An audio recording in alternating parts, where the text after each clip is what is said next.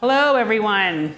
It's so good to see you here on this beautiful day at Georgetown University. Thank you all so much for joining us. My name is Kim Daniels, and I am the director of the Initiative on Catholic Social Thought and Public Life here at Georgetown. Our mission is to bring the principles of Catholic social teaching to national and global conversations, to build bridges across political and religious and ideological lines, and to help a new generation of young people see their Catholic faith as central to their life and work. I want to welcome you all here for this wonderful dialogue we have on deck with us tonight on Catholic women's leadership to advance the common good. We have so many wonderful women here in the audience with us, Catholic women leaders from around the United States, and what a wonderful group we have here up on the dais, and I'll tell you a little bit more about them here in a minute. We're very grateful to our co-sponsors from the Berkeley Center for Religion, Peace, and World Affairs. And I want to remind you that we'll be taking questions from the audience later. And please share your thoughts on social media using the hashtag Women's Leadership CST and by tagging GUCST Public Life and GU Berkeley Center. So with that, let's get started. I want to say that, of course, church teaching has consistently acknowledged the equal baptismal dignity of women and men and the importance of women's roles in public life. The life of the church reflects that reality. Catholic women lead major social service ministries, hospital systems, and major universities, among many other roles. Catholic sisters are on the front lines of living out our faith around the world and have since the beginning been serving the poor, caring for the sick, educating so many, and most of all, leading in major institutional roles in our church. And of course, we know that Catholic women are the backbone of parish life here in the United States and around the world. Women's involvement in the church and in public life is critical to our mission and key to drawing in the next generation to our faith. Pope Francis recognized that, he says, women have kept the faith alive through their remarkable devotion and deep faith.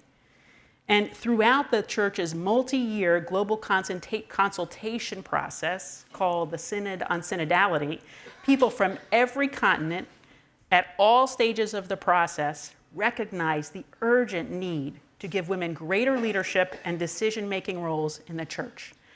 Yet the Synod's final document, approved as authoritative by Pope Francis, recognizes that women continue to encounter obstacles to that leadership, and this harms the church's mission. Women's leadership is key to evangelization and mission, and young women need to know that their gifts are respected and valued, which means seeing more Catholic women in leadership roles. And while the Synod process and Pope Francis' steps forward represented real progress, at the same time, of course, there's so much more work to be done. We gather this evening aware, before we get started on our conversation, I need to recognize that we're in a world at war right now. Earlier this month, after an airstrike on Iran resulted in the death of over 150 schoolgirls, the Vatican Daily newspaper published a haunting photo of the rows of their coffins with the stinging headline, "The Face of War." Tonight, as we pay tribute to women in the church, we honor their memory and all of those in conflict zones in particular. As the Synod's Continental Report for the Middle East noted, it is clear that the people of God in the Middle East are called to be witnesses to their faith through their life and their hope, despite the complexity of the present context. The call to renewal, to journey together, to dialogue, and to discernment is an urgency that admits of no postponement. We're aware that, of course, as Pope Leo has reminded us in recent days, we risk a tragedy of enormous proportions and the risk of an irreparable abyss if weapons are not laid down and dialogue does not prevail. So I'm sure you'll join me in praying for those who are at risk, those who suffer violence, those who are under threat of violence tonight. As we consider tonight the role of Catholic women in promoting the common good, we join our voices with theirs. And now I want to talk to you a little bit about the four remarkable leaders that we've gathered here on stage for this conversation tonight. First of all, Joana Arellano Gonzalez is the co-founder and director of training and formation at the Coalition for Spiritual and Public Leadership, a Catholic and Christian community organizing coalition that integrates liberation theology, spirituality, and grassroots organizing to advance community transformation. Cynthia Bailey-Mans is the Director of Adult Learning at St. Joan of Arc Catholic Community in Minneapolis, Minnesota, and was one of 4 U.S. lay participants at the Synod on Synodality. Ann Thompson is an award-winning reporter with NBC News, a graduate of the University of Notre Dame. Don't hold that against her. Don't hate She covers the environment, economic issues, Pope Leo XIV, and the Catholic Church. And Sister Jane Wakayu, LSOSF, is a member of the Little Sisters of St. Francis, Kenya. She provides leadership and direction of the Conrad Hilton Foundation's program development and oversees Hilton's remarkable Catholic Sisters Initiative. And so let me begin, as we get started here tonight, with an opening question for each one of you. And I'm going to start with you, Anne. After Pope Francis' historic efforts to promote women in leadership roles across the Vatican, and now with Pope Leo's papacy just beginning and taking shape in many ways, what do you see as the most important obstacles for women's leadership that still exist in the Church, and the most important opportunities as well? Do you have a couple of days? I thought I would answer this question by telling you a story. So when I was over there covering the death of Pope Francis and then the conclave, and a couple of days before the conclave got started, I was walking across St. Peter's Square, and I ran into one of the women that Pope Francis had elevated to a position of leadership. And we were chatting about what had happened and what was going on. And I asked her, I said, well, what do you expect? And there was this cloud of concern that came over her face. And she said, well, I don't know. It depends on what happens. And for me, that was like cold water in my face, because I realized at that moment that for all the efforts that Pope Francis had made to elevate women, how tenuous that was, how fragile that was. And if someone was elected Pope who wanted to turn the clock back, there was little that could be done about it. Years before, a very wise Vatican observer had told me that the most pushback that Pope Francis got on the changes that he tried to make were on his efforts to elevate women to position of leadership. But he did it anyways. Then a couple of days later, Pope Leo is elected. And the first thing I noticed was that when he celebrated Mass in the Sistine Chapel, his first Mass as Pope, the two lectors were women. And I thought, well, that's a good sign. And then he has since elevated Sister Mertelli to be Secretary of the Dicastery of Consecrated Life. So 2 out of the top 3 positions in that dicastery now are held by women. He also changed the rules so Sister Petrini, who is essentially the mayor of the Vatican City, would be able to continue on in that role. And just yesterday, if you saw on International Women's Day, he had 2 young girls serve as altar servers when he celebrated Mass in Rome. All of those are wonderful signs.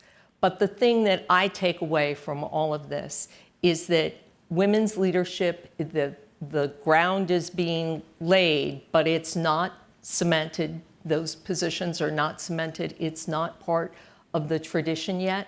So we have to nurture, we have to earn, and we must work every day to help cement that opportunity. And I think it's an opportunity that we're seeing more often than not. Kim and I just came from a conference 2 weeks ago in St. Paul, Minnesota, with some bishops. It's called The Way Forward.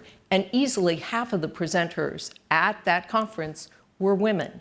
And the conference was about evangelizing in a digital age. And no one complained, no one raised an issue that half of them were women. The bishops listened. So I think there is change. I'm more optimistic than I ever have been, but there's, as you said, much more work to be done. Much more to be done. Thanks, Anne. If we're even having that conversation, right? Yep. Thank you. That's terrific. How about you, Sister Jane? What do you think of as the most important obstacles, opportunities that women face in the Church right now? Thank you, Kim, and thank you, Anne, for laying the ground. For me, I would begin with Pope Francis. When I think of Pope Francis and the legacy of appointing women to leadership positions at the Vatican, it inspires me, it encourages me, because it opened a pathway for women to be recognized that they can contribute to the mission and the life of the Church. And those women who have been appointed to those positions have not disappointed. They exemplify leadership, they exemplify compassion, and they walk alongside the people. And particularly, I would call out humility. I know several of them personally, Sister Natalie with us here. I know Sister Alessandra Simalili, Sister Simona Brombilia, Sister Teresa Manetti. So to me, to see women in those positions fulfills the work of the gospel, that I have come so that they may have life and have it to the full. That invitation to have life to the full was not for a specific group of people, but for all of us. We women can use their talent, gift, and expertise in advancing the mission of the church. True, there remains much to be done, and our work is not over. But I see so many cultural barriers that prevent women to advancing to those positions, not just at the Vatican level, but sometimes in local dioceses. And the spirit of synodality is inviting us, let's work together. What is the gift you can offer to the church? Bring those gifts so that then we can all help work for the common good, to build a community that is thriving, to elevate the dignity of the human person, to walk in solidarity with each other, and to offer expertise for the preferential option for the poor. So I believe there is so much to be done, but we are on the right path. And Pope Leo, just a week ago, appointing Sister Blabiria now to serve also as a member of the Dicastery for Bishops, and Sister Nina Benedicta to serve as the deputy director for Vatican Press. It shows that the path is still open.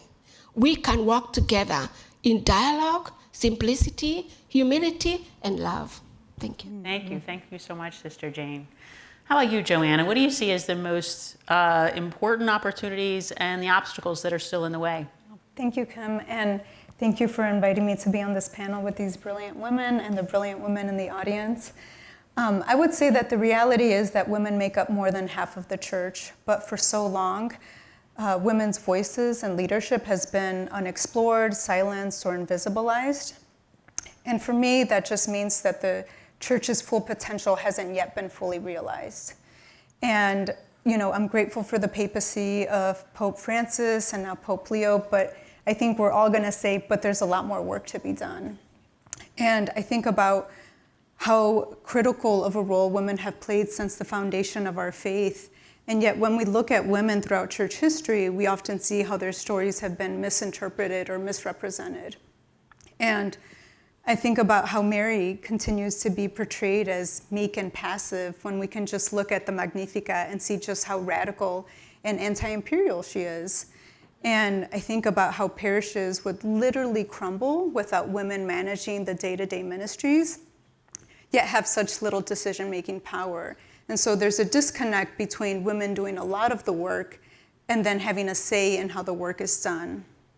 And where I feel the Holy Spirit is moving us is a mass movement of women leading, preaching, organizing, where women's work is uplifted, where women's homilies are heard, where women have critical decision-making roles in co-creating the church that they want. And I see initiatives like Catholic Women Preach and Discerning Deacons really helping to steer the ship in the right direction. And that's a future that really excites me. Thanks, Joanna. How about you, Cynthia? Tell us more about what you see as the obstacles and opportunities for women in the church. Thank you for the opportunity to be here. I think one of the biggest obstacles is that still we have an unwillingness to admit the fact, the truth, that women's baptism is not inferior to men's baptism, and that women image Christ in their baptism.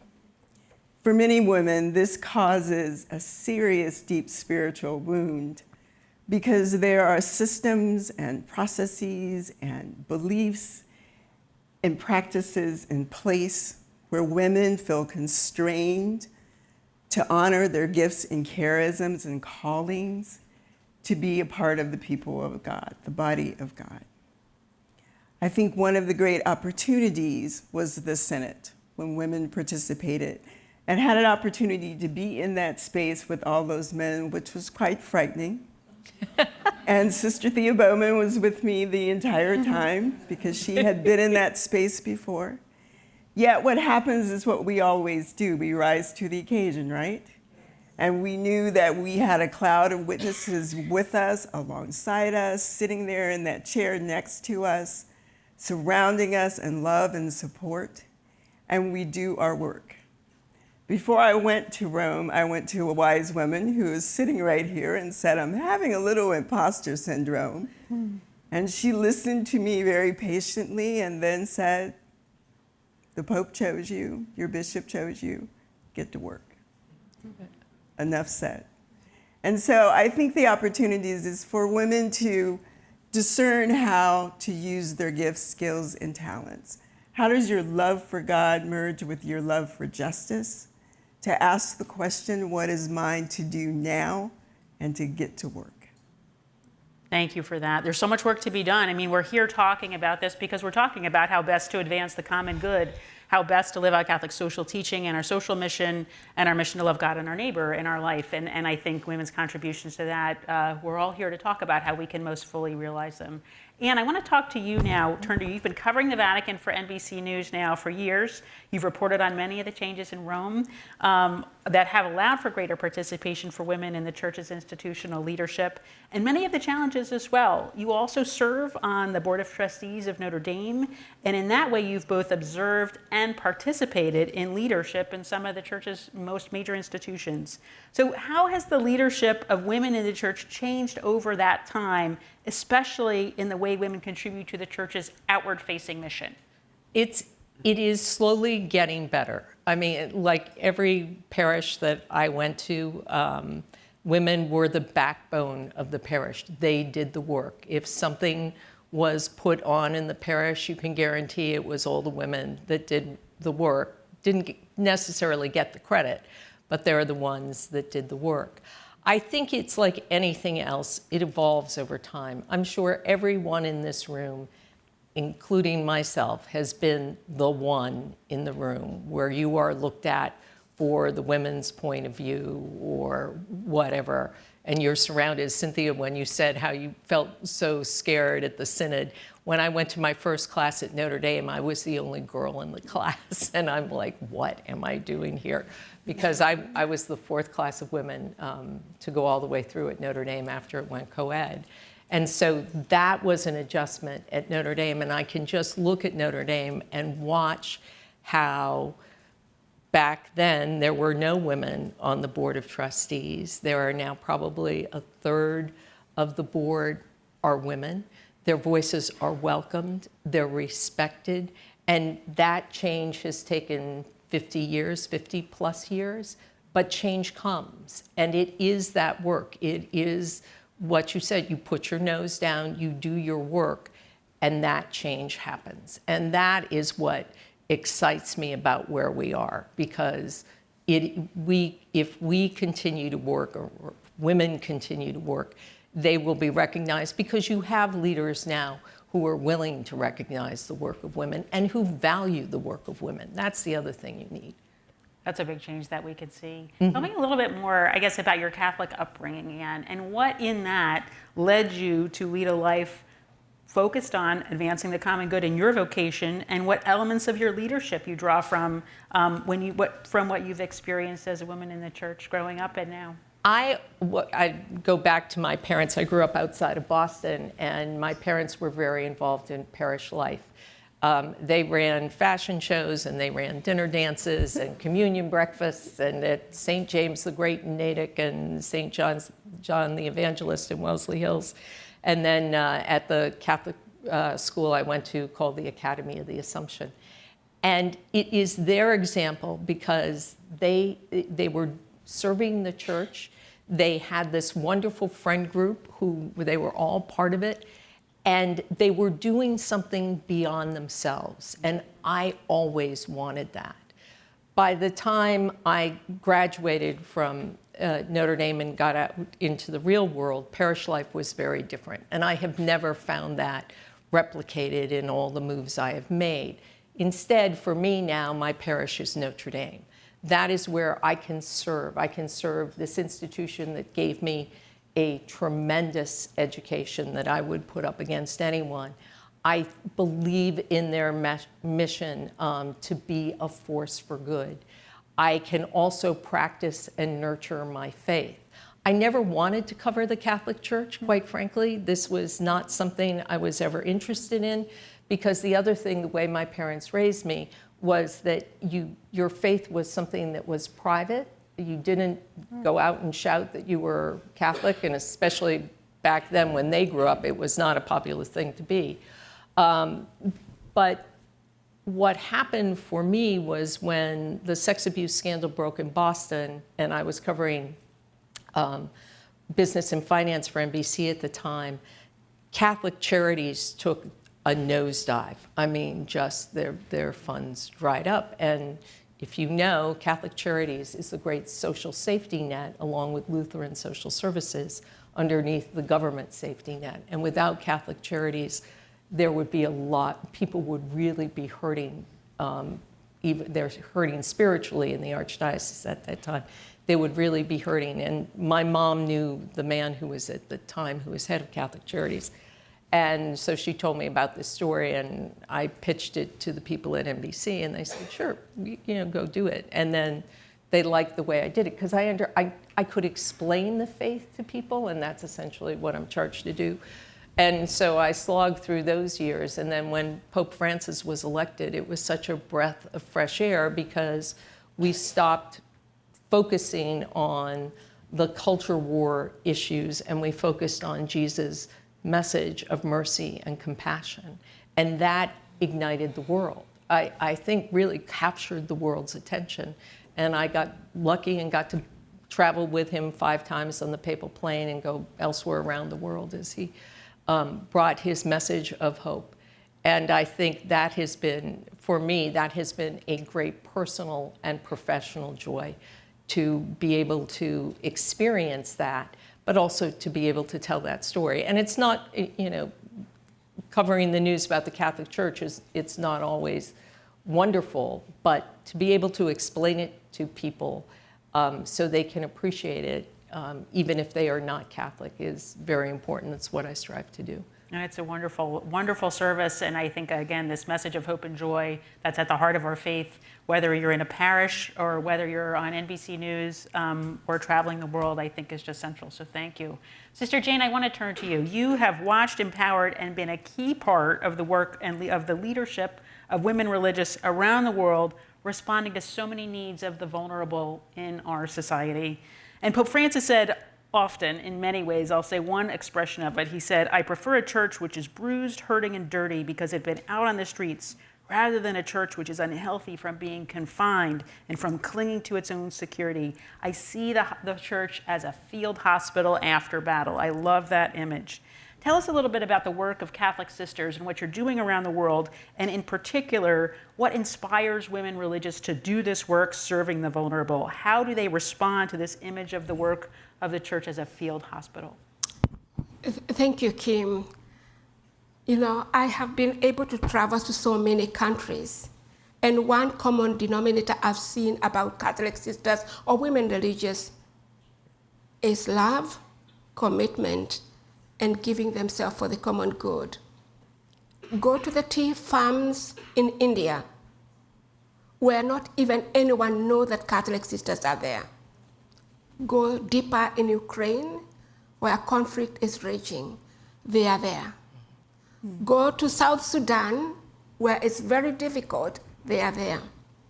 And in our encounter, one thing that settles in my heart, and all of you can resonate, is the Gospel of Luke chapter 4, verse 8.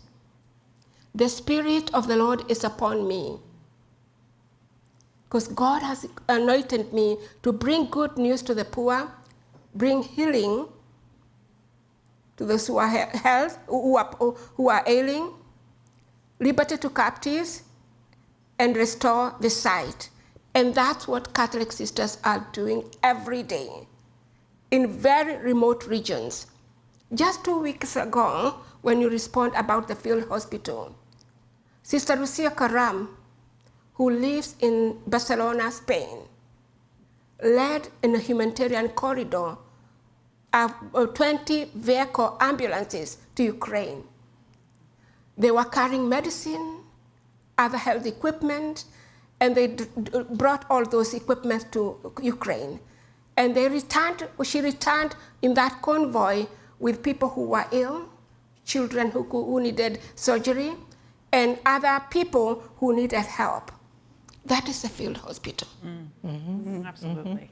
When you look at how sisters are living, living the Catholic social teaching principles, elevating the dignity of the human person, preferential option for the poor, and walking in solidarity with those who are in the margins, that's how they express themselves and express the love and compassion God has invited them to.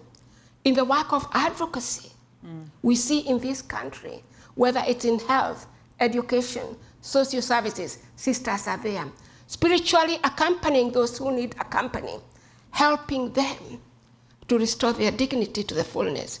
I can speak of Uganda, Sister Rosemary Nyirumbe, who has been working with women who have returned from war. They don't know how to speak English. They are literally experiencing trauma. They accompany them to healing. Sister Nimalini in India, who is leading other women, and some of them who are here, Sister Karozin and others. Literally, Catholic sisters remain present and among the people. I was just in Mexico a few months ago, when every shelter closed because the US aid had been canceled. All 20 shelters closed, all those people moved to Kafamin shelter. And the sisters opened their door and said, looked at the people in their eyes. You need help, you need your dignity restored, you need to be accompanied, you need help. They embrace them. That's what the sisters do. And I think that's where the church is, because they are walking the journey with these individuals who are experiencing disadvantage in very, very difficult situations, but creating a pathway for them. Talk about leadership in the church. I mean, I think you look at Catholic sisters and their work and the literal field hospital that work embodies around the world. And to me, that's leadership, that's servant leadership. And I know we're all so grateful for that work. Let me ask you to talk a little bit about how both your work as a Catholic sister and sort of looking at others, how has that changed over time, over the last decades? Like, what do you see as the same and what do you see as different now? There are changes because also the needs of the society are quite different, but some have remained the same. Yeah. I am seeing more the sisters collaborating with each other and working for the common good. So it's not where it's only my congregation and this is the charism. They are living the charism of love. We have, from the Hilton Foundation where I work, we have created networks, over 110 of them. Whether it's the sisters who are aging and they need to be cared for, but also are caring for others that need support. The sisters are coming together. Regardless of St. Joseph, Franciscan, we are here to work together for the common good. So I see that happening a lot. Sisters, advocacy work. Sisters, look at the issue and say, we need to create an advocacy strategy here, organizing the community, rallying around those issues, where they are restoring the dignity of the human person. So I am seeing more sisters working together across the borders, but also welcoming the lay people. Let's work together towards solving the challenges of this particular community, than where you just run a school or a hospital as only organization that you are focused on. But let's work together. I love that, thank you. And when I think about lay people helping in their community, I think of you and your work, Joanna. You and others at the Coalition for Spiritual and Public Leadership have been at the forefront of efforts to recognize the dignity of undocumented people in the Chicago area, as well as advance efforts for justice around a range of other issues, of course.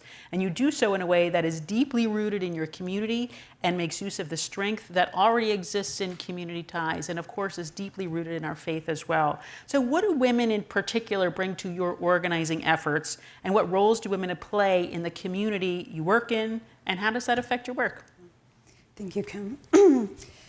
I always say that I got into organizing because of my mom and her Señora friends, who were very Catholic and also very involved in their unions. And despite working physically grueling jobs from 5 a.m. to 3 p.m., they still made time to go to meetings, marches, protests after work and on the weekends, and they would bring me. And what they modeled for me is this type of dedication that women have towards justice work. And I still see this type of unmatched dedication with the women who organize with CSPL, and I think about women like Tiffany and Lorena, two women of color who, despite working full-time jobs, still make it to every strategy and planning meeting. They MC our large events, they help execute these large actions of thousands of people, and they bring their community members along. And so, and the community goes because the community trusts them. So they're natural organizers.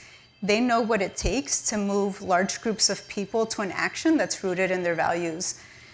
And, I think about how women play such a role in the smallest and largest of details in our organizing, whether it's emceeing or folding thousands of worship aids or registering people at our events. It's literally the women who make this possible. And they do this work because they believe in the work. And they do this work because they've also grown as leaders because of the work.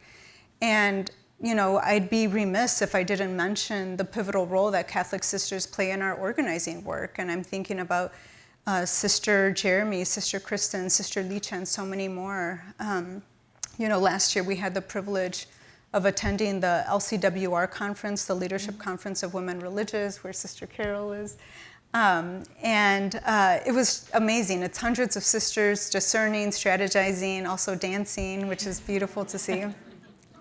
And when I came back to Chicago, I was sharing with Sister Mary McDonough, who's a 92-year-old Mercy sister, and I was showing her pictures, and I said, sister, at CSPL, we always say that Catholic sisters are the backbone of the church. And she looked at me and she said, oh, honey, we're the heartbeat too. I love that she said that because she's absolutely right. It was the Catholic sisters who first believed in CSPL and gave us our first grant. Through our Women Religious Council, anytime we're faced with a critical issue, we talk to them. Mm-hmm. They help shape strategy. Oh my God, the list goes on. And so when I think about what women bring to our organizing, I could be here all night because the work wouldn't be possible without them. Thank you for that, and thank you for your work and leadership.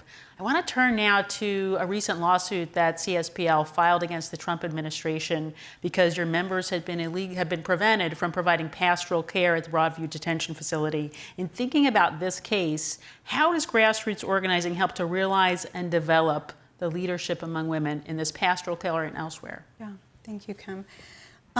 First, I would mention that we only have a lawsuit because of the courageous leadership of Sister Joanne Persh and Sister Pat Murphy, two Mercy sisters who, for 2.5 years, engaged in civil disobedience, prayed rosaries, never took no for an answer, and fought to be allowed inside of the Broadview ICE facility to administer pastoral care, which they finally won in 2008.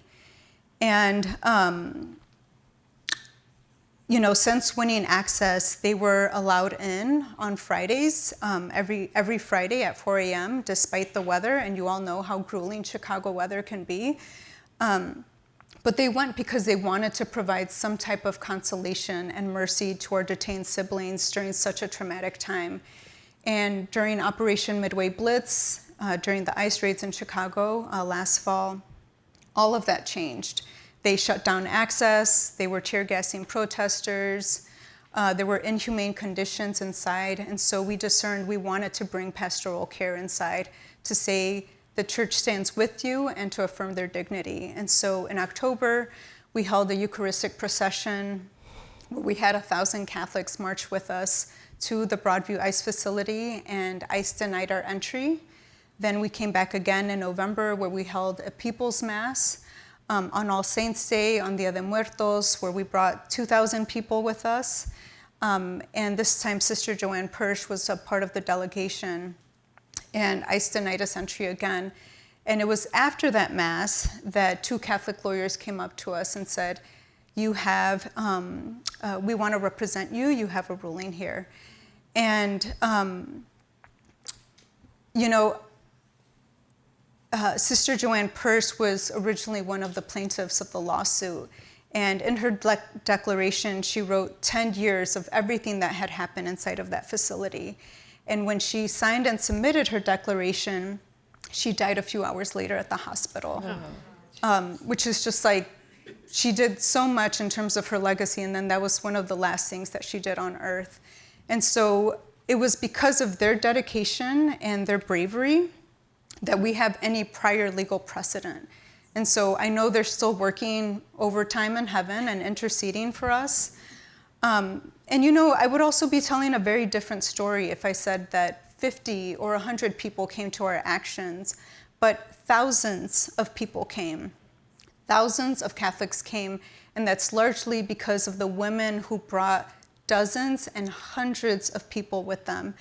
And I think about Irma from Our Lady of Mount Carmel, who created an entire system to bring her parish out.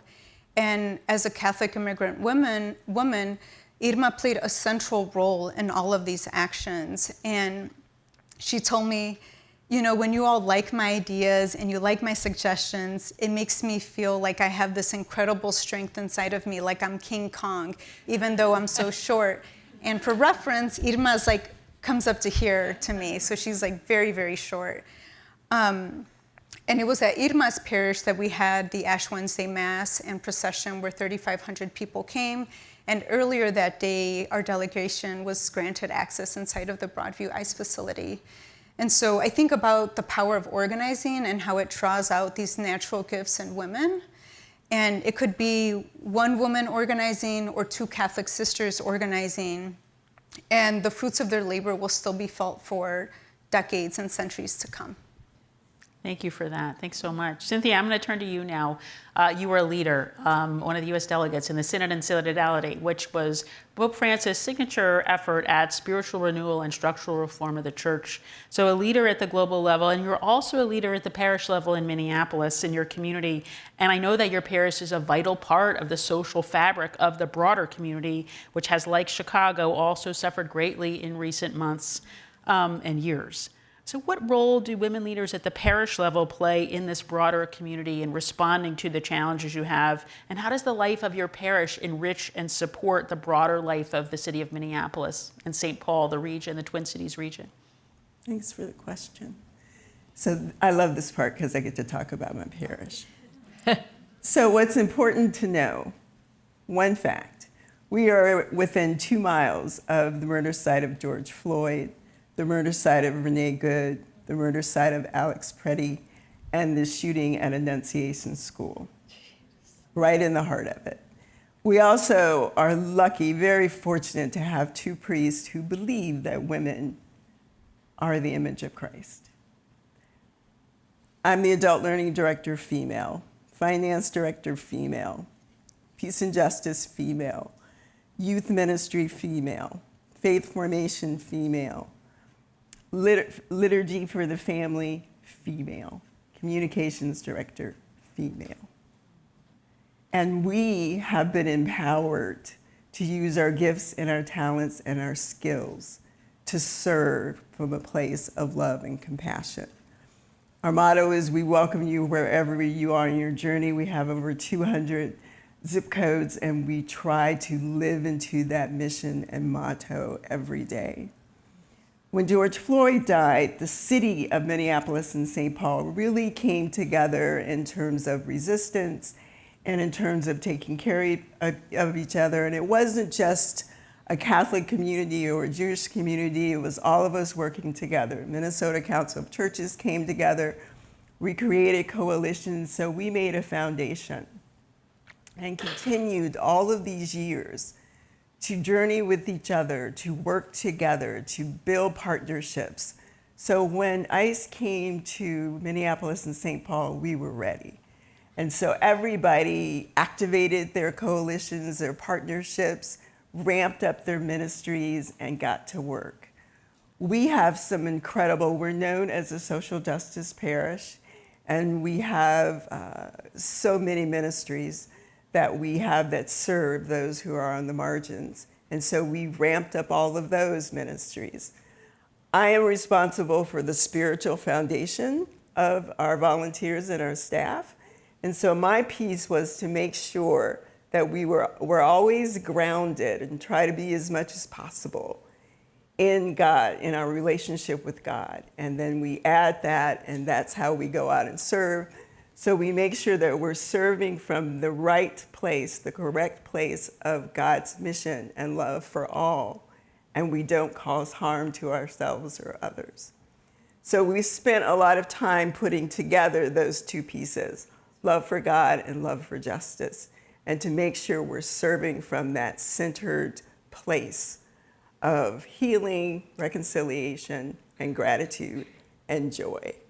So during Lent, we're doing things like starting all our masses with breath work and silence to bring ourselves together in community, grounded in that spiritual space, and then discern together how to go out and serve.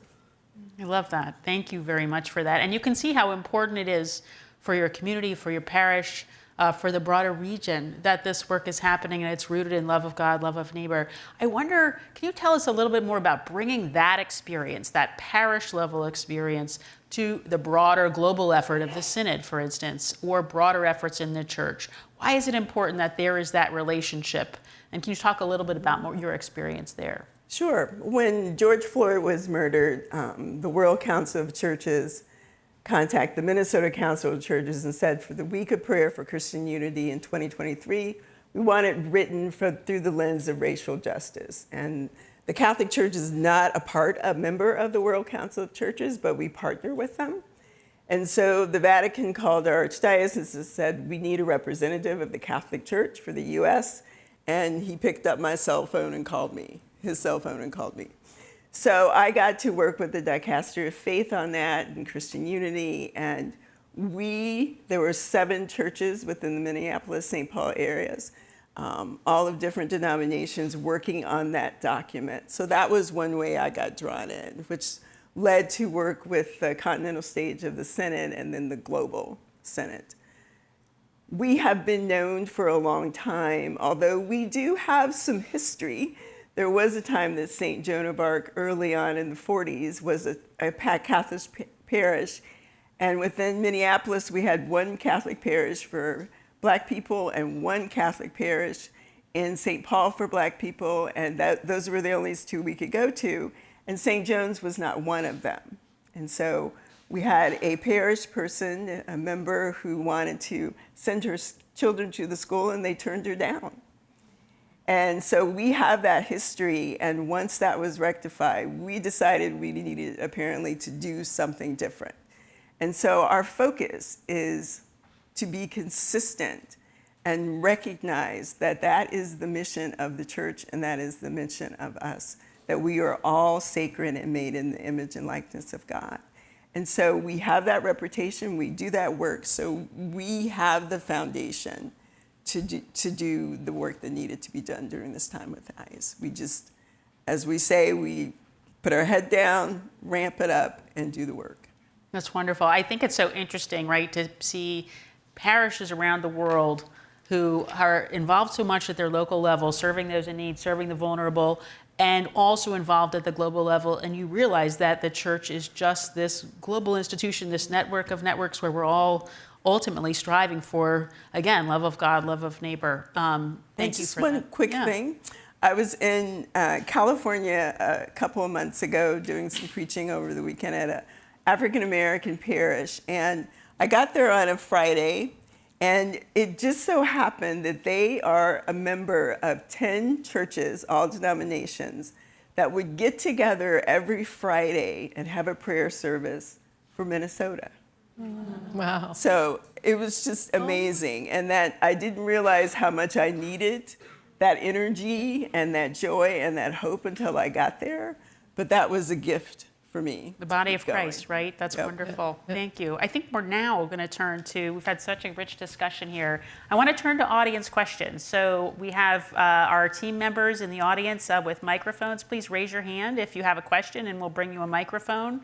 And let's go ahead and get started. Who wants to help us out? Go ahead, right here. And please stand up and identify yourself. And I'm going to say our founder, we'll go ahead and stand up. I'm going to say our founder, John Carr, had a wonderful line. He used to say, please ask your question in the form of a question. So we'll go. Thanks, go ahead. I promise it's a question. My name is Amelia. I'm an alum of Georgetown, and thank you so much for coming to Georgetown. Thank you for bringing your voices. That was a comment. My question. That's welcome. My question is, I really wonder what hopes you carry kind of in the tenderest places for gender equity in the Catholic Church, in terms of leadership. Do you hope for women to become priests? And if so, what observations have landed with you that make you think that there might be kinetic rather than potential energy for change? Or what else does gender equity in the Catholic Church look like to you? So what do you hope for? What do you hope for? What else does gender equity look like? Does anybody want to start off with that? Anne? I would love to hear Cynthia preach. Cynthia? Mass. I think, that's one of the things that you realize when you start hearing from lay people and hearing from lay women, that you have such wonderful thoughts and expressions and hopes. Why aren't we hearing that at Mass? I think we should be hearing that at Mass. I don't think that depends on whether you have two X chromosomes or an X and Y chromosome. It's what's in your heart and your soul, and that's a beautiful thing. Thank you very much for that, Anne. Other, Sister Jane? I would add, Isaiah encourages me. I am building something new. It's time it springs forth. Do you not perceive it? At least we are on a journey. We have women in leadership at the Vatican when there were none a few years ago through Pope Francis. But also our preaching through the action of the work I see the Catholic sisters doing in the margin speaks louder in action and helping to raise people and support people. And specifically, I would share a story. I was in India last year, and I've been there quite a few times, but this story stuck with me. A young girl, Felicia, married at 13. Experienced lots of domestic violence and abuse. At 18, she was divorced with 3 children. Oh. She did not have anywhere to turn. The sisters encountered her as she was coming from Red Light District. They held her with her 3 children. They encouraged her. And she had to go through trauma healing, psychological support. Then they asked her, what has been your dream in life? And she said, I have always dreamed to become a beautician so that I can make women look beautiful. And for me, that is the hope that we should all hold. No is not an answer. No is to tell you, think differently and take a detour. If there is any preaching, it is that preaching. Now Felicia has an apartment, her children are in school, and she has a job, just within a span of 9 months. Wow. If each one of us in the Catholic Church can do that, what a world would we create? Thank you very much for that. How our actions show the living Christ in the world. Thank you very much. Other questions out here? Go ahead. And a microphone from Anna. Hi, my name is Trish O'Connor. I'm a parishioner at Holy Trinity Parish down the street. And my question is this. What I've noticed or been reading, that it appears that more young people are engaged in going to Mass and being together as a community. And I wonder if, in fact, that is true. And if it is, how can we keep them engaged and excited and enthused to be participants in the church? Great question, thank you. I wonder, Cynthia, what you're singing in your parish, and maybe Joanna, your reaction too. So this is the largest OCIA class we've had in quite some time, and that falls under my responsibilities. And we have the youngest, I think, is 21, and the oldest is 88. Wow. And we have 13 baptisms coming up.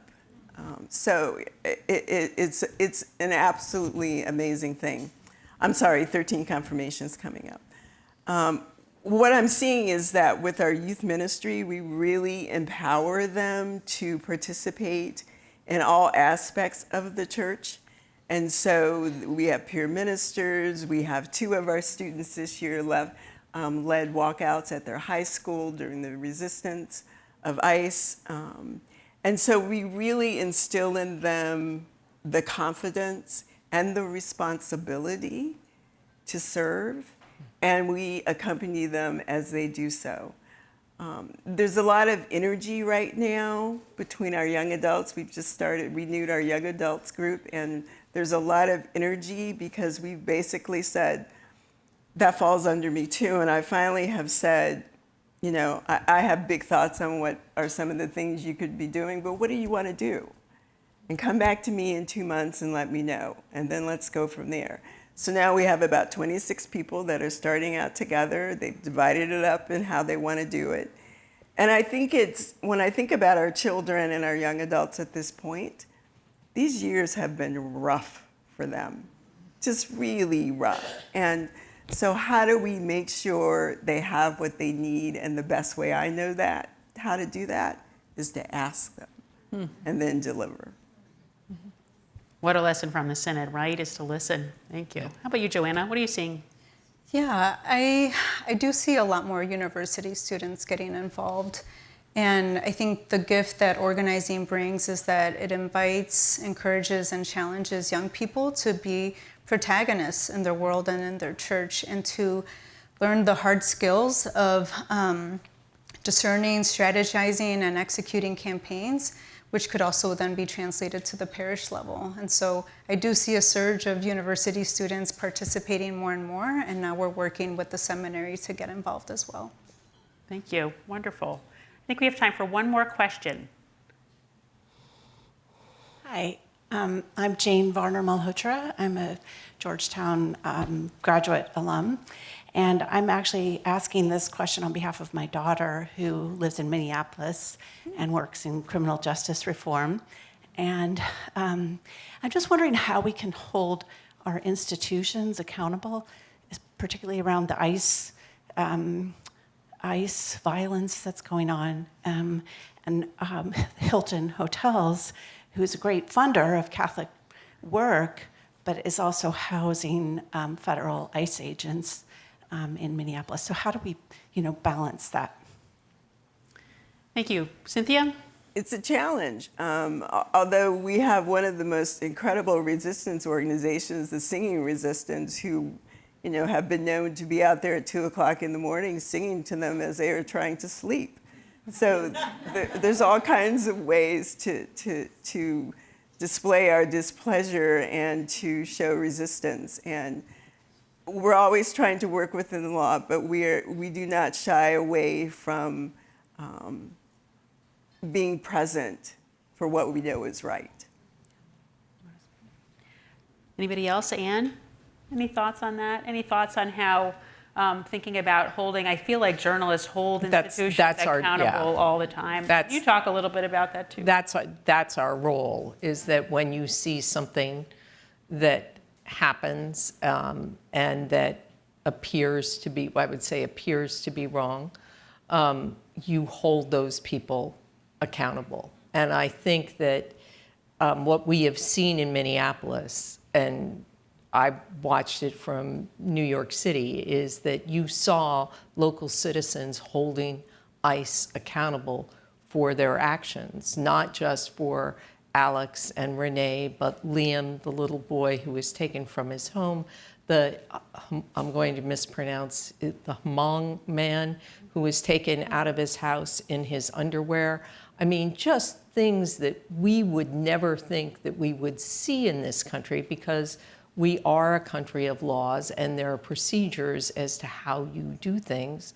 And when you see those procedures violated or not followed, then it's up to us in the media to point that out, and even more important for the citizens who are impacted to say this is wrong. And I think that's been one of the great stories of Minneapolis in the last couple of months, is to watch how you've done that. Thank you. Thanks very much. I wonder, we're going to have one time for one more comment from everybody. And I think I want to talk about, and maybe we'll start with you, Cynthia, and we'll go down. For the young women in the audience here today, where do you see women's leadership going in the coming years? And how can they exercise that leadership right now? So Pope Francis used to always talk about the Holy Spirit, the protagonist, use that word. And most of the time we have the understanding that, you know, the protagonist is for us to get other people to do other things, but it's also for us to have the Holy Spirit working in us. And so what we encourage the young people to do is to discern what is yours to do based upon your gifts and skills and talents and what God is helping you discern, and go out and do that work and do it with joy. And that know that there's a balance of that spiritual life that has to be the grounding and the action that goes with it. And know that if you have to step aside, someone else will step up. It's their turn to step up. They will step aside and someone else. To trust in that.